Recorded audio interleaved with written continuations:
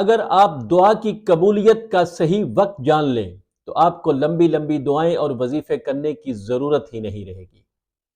آج کی ویڈیو میں محمد وآل محمد علیہ السلام کے فرمان کی روشنی میں ہم دیکھیں گے کہ دعا مانگنے کا صحیح وقت کون سا ہے۔ رسول اللہ صلی اللہ علیہ وآلہ وسلم نے اسی مخصوص وقت کی ایک مختصر دعا بتائی جس سے غربت، بیماری اور بدقسمتی کا خاتمہ ہو جاتا ہے۔ میں ہوں سید عامر جعفری۔ امام جعفر صادق علیہ السلام سے روایت ہے کہ انصار میں سے ایک شخص چند دن رسول اللہ صلی اللہ علیہ وآلہ وسلم کے پاس نہ آیا۔ رسول خدا صلی اللہ علیہ وآلہ وسلم نے اس سے پوچھا کہ یہ چند دن تم ہم سے غیر حاضر کیوں تھے؟ تو اس نے کہا کہ غربت اور لمبی بیماری کی وجہ سے میں غیر حاضر تھا۔ یہ سن کر پیغمبر اعظم صلی اللہ علیہ وآلہ وسلم نے فرمایا کہ کیا میں تمہیں ایک دعا نہ سکھاؤں جو تم سے غربت اور بیماری کو دفع کر دے؟ اس نے کہا ضرور سکھائیں یا رسول اللہ۔ تو آپ نے اسے ایک دعا سکھائی اور فرمایا کہ اسے صبح شام پڑھا کرو۔ اسلام میں دعا کا بہت بلند مقام ہے کیونکہ دعا انسان کو اللہ کے قریب کرتی ہے۔ دعا سے ہی انسان مکمل عبد بنتا ہے اور دعا ہی بڑے بڑے مقاصد کو حاصل کرنے کا ذریعہ بنتی ہے۔ اس کے علاوہ دعا کی جگہ اور وقت اس کی اثر پذیری پر اثر انداز ہوتے ہیں۔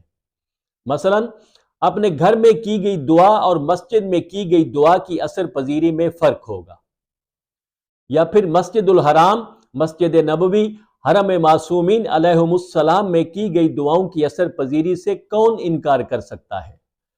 اسی طرح سال کے مختلف اوقات ہیں جن میں کی گئی دعا کی اثر پذیری کئی گنا بڑھ جاتی ہے، جیسے شب قدر، شب عیدین، عرفہ، شب جمعہ وغیرہ۔ یہ سال یا دنوں کے مختلف اوقات ہیں جب دعا کی قبولیت کا امکان بہت بڑھ جاتا ہے، لیکن اگر کوئی فوری ضرورت پڑ جائے اور یہ اوقات دور ہوں تو پھر انسان کیا کرے؟ اس سلسلے میں بھی معصومین علیہم السلام نے رہنمائی فرمائی ہے کہ دعا کی فوری قبولیت کے لیے صبح سورج طلوع ہونے سے پہلے اور شام سورج غروب ہونے سے پہلے جو دعا کی جائے گی تو وہ دعا ضرور قبول ہوگی۔ بالخصوص غربت ختم کرنے کی دعا ہو، اپنی بدقسمتی کو خوش قسمتی میں بدلنے کی دعا ہو، یا پھر بیماری کے خاتمے کی دعا ہو۔ اسی لیے جو واقعہ آپ کو شروع میں سنایا اس میں رسول اللہ صلی اللہ علیہ وآلہ وسلم نے وہ دعا صبح و شام پڑھنے کی تلقین فرمائی۔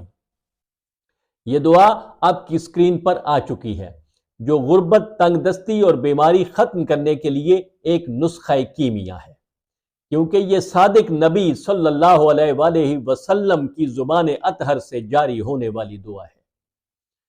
اس کے علاوہ ایک اور حدیث میں آپ فرماتے ہیں کہ طلوع فجر کے وقت جو سورہ کافرون کی تلاوت 10 مرتبہ کرے تو اس کی ہر دعا قبول ہو جائے گی۔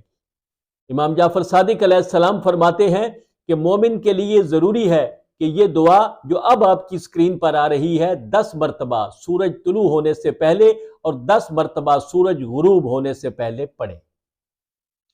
بہت ہی مستند ذرائع سے یہ عمل پہنچا ہے کہ جو کوئی سورج طلوع ہونے سے پہلے سورہ توحید، سورہ قدر اور آیت الکرسی 11 بار پڑھے تو اللہ اس کی دولت کو ہر اس چیز سے محفوظ رکھے گا جس سے وہ ڈرتا ہے، اور جو سورج طلوع ہونے سے پہلے سورہ توحید اور سورہ قدر پڑھ لے تو اس دن شیطان اس کو جتنا بھی ورغلائے وہ کوئی گناہ نہیں کر سکے گا۔ رات کی دن میں تبدیلی اور دن کی رات میں تبدیلی کے اوقات قبولیت دعا کے اوقات ہیں، اسی لیے ان اوقات میں دعاؤں کی تاکید کی گئی ہے۔